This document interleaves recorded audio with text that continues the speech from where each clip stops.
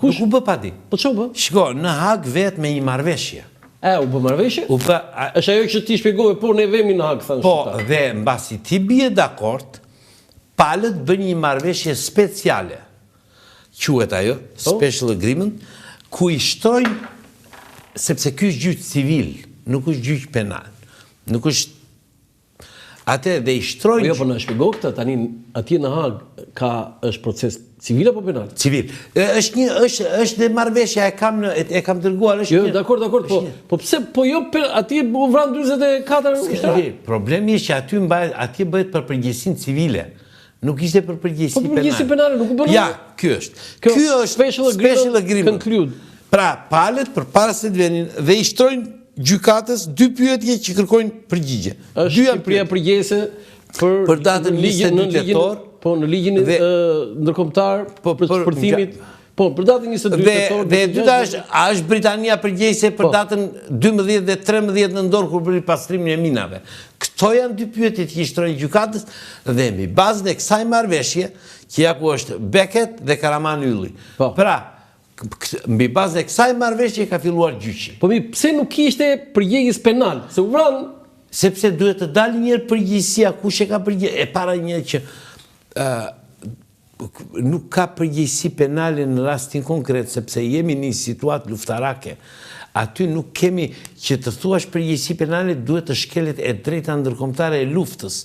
Ne jemi në kopaqe, ka hyrë brenda, domethënë. Se kjo është një lloj Pearl Harbor, po edhe në Pearl Harbor nuk ka përgjegjësi penale, sepse është situatë lufte. Ata nuk kanë shkelur rregullat e luftës. Pavarësisht se ata paqe ishte ajo ndodhej. I shpalli luftë 2 orë përpara se të bëjë sulmi. I ka shpallur luftë. Japonia. Po. Pra në momentin që ndodhje, e kupton dhe ishte. Tani mbi bazën e kësaj filloi procesi. Filloi procesi. Okej, foto tjetër? Në gjyq ka pasur 2 histori, të cilat nuk shkojnë. Që do të thotë? Që do të thotë, e para Shqipëria mohoi minimin, që të ketë vënë ajo minim. Që të ketë vënë minim. Gjykata vendosi të ngrej një grup kontrolli, i cili erdhi në Saran. Erdhi, është një fotografi me ca oficerë që e kam hedhur unë aty. E kam parasysh? Ashtu. Dhe ata në përfundim dolën në konkluzionin jo që Shqipëria ka bërë minim, po Shqipëria duhet të ketë qenë në dieni për shkak të distancave, këta janë. Këtu janë Saranta? Po, në Saranta 26 janë 49. Këta janë gjithë nga janë?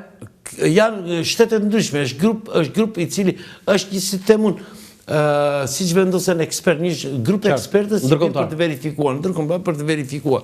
Janë ushtarak të ndryshëm. Bën verifikime të nësarë? Bën verifikime. Erdhen pan, ku anja në minë, ku ishte fusha me mina, qa distance ishte, si ishte koha, a mund të shikoj, pra po të ishte vendosur mina nga një shtet tjetër, a mundet të kështë parë Shqipëri, të kështë vëndë e Shqipëria, dhe këta doli në konkluzioni, dhe kjo doli dhe ndëndimin e gjykatës, Shqipëria nuk ka mundësi të mos ketë qenë në dieni të vendosis minave. Jo që ka vendosur mina. Shu është, Po, pra dhe për këtë arsye, duke qenë se ti ke qenë në dieni të vendosis minave, je fajtor për këtë, sepse minat e vendosur në ujërat e tua. Po, Shqipëria kishte profesor në Hag?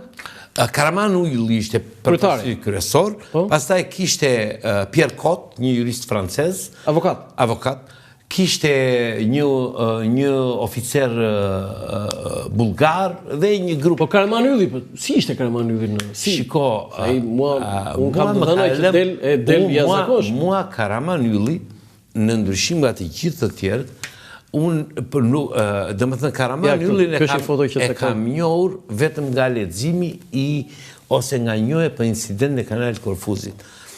Më del njeri shumë i zgjuar, shumë intelektual, shumë diplomat. Do më thënë një nivel klasi. Një nivel klasi. Do më thënë dhe kjo ishte, do më thënë, problemi që ndodhi